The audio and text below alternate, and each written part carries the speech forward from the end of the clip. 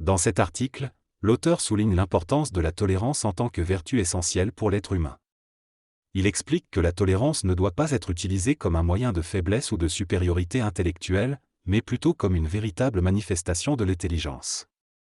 L'intolérance, quant à elle, est le résultat d'une intelligence incomplète et peut être causée par de la vanité. L'auteur déclare que l'intolérance et l'excès de tolérance peuvent tous deux entraver l'évolution de l'individu. Il propose que la tolérance soit remplacée par une intelligence créative qui permet de comprendre les raisons derrière des situations regrettables et de reconnaître que cette intolérance peut être insupportable pour ceux qui sont intelligents et tolérants. En conclusion, l'auteur affirme que la tolérance doit être vécue intelligemment plutôt que par habitude ou spiritualité, et que l'intelligence réelle est nécessaire pour transcender l'intolérance et favoriser l'évolution de l'individu. L'excès de tolérance peut être dangereux car il affaiblit l'intelligence et la volonté réelle de l'homme, le rendant vulnérable à ceux qui abusent de sa bonté.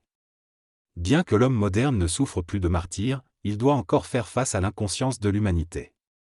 Une trop grande tolérance peut conduire à la réalisation d'avoir été abusé par la vie, ce qui peut engendrer de l'intolérance.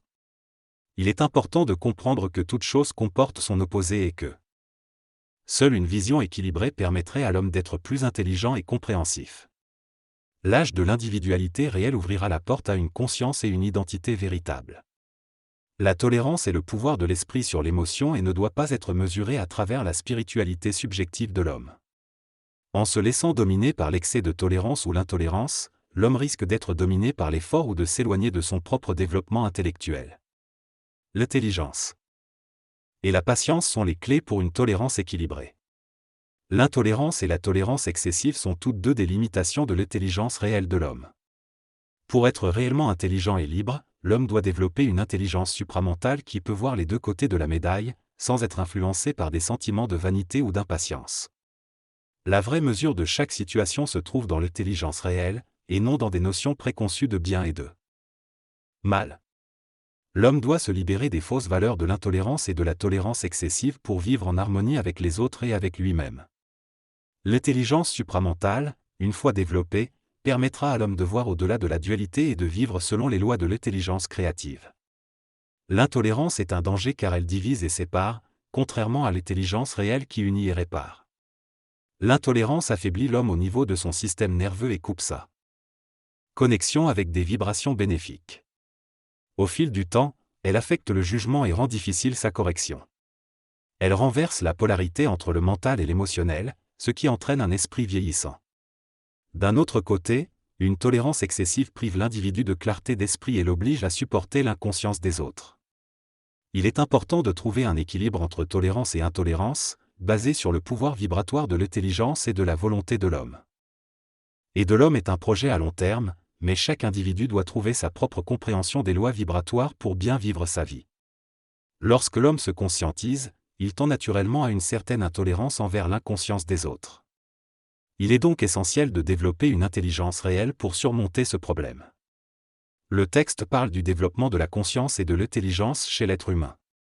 Il souligne l'importance pour l'individu de trouver l'équilibre et l'harmonie vibratoire en lui-même afin d'agir avec intelligence. L'auteur mentionne que la tolérance intelligente permet à l'homme d'absorber les énergies de basse vibration sans en être affecté. Il affirme aussi que la véritable intelligence réside dans l'harmonie vibratoire et que cela permettra à l'homme d'agir en accord avec sa nouvelle intelligence objective. Il critique également la tendance de l'homme à être coincé entre le bien et le mal, ce qui a entraîné une cirrhose de l'esprit chez l'individu et a conduit à un changement radical des valeurs morales. Il souligne l'importance de trouver un équilibre entre la tolérance et l'intolérance, et affirme que la guerre est une dégénérescence qui se produit lorsque l'intolérance prédomine.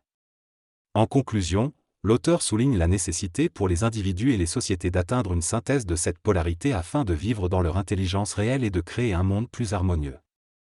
Le texte fait référence à la nécessité d'une individualisation réelle pour promouvoir le respect et la tolérance collective.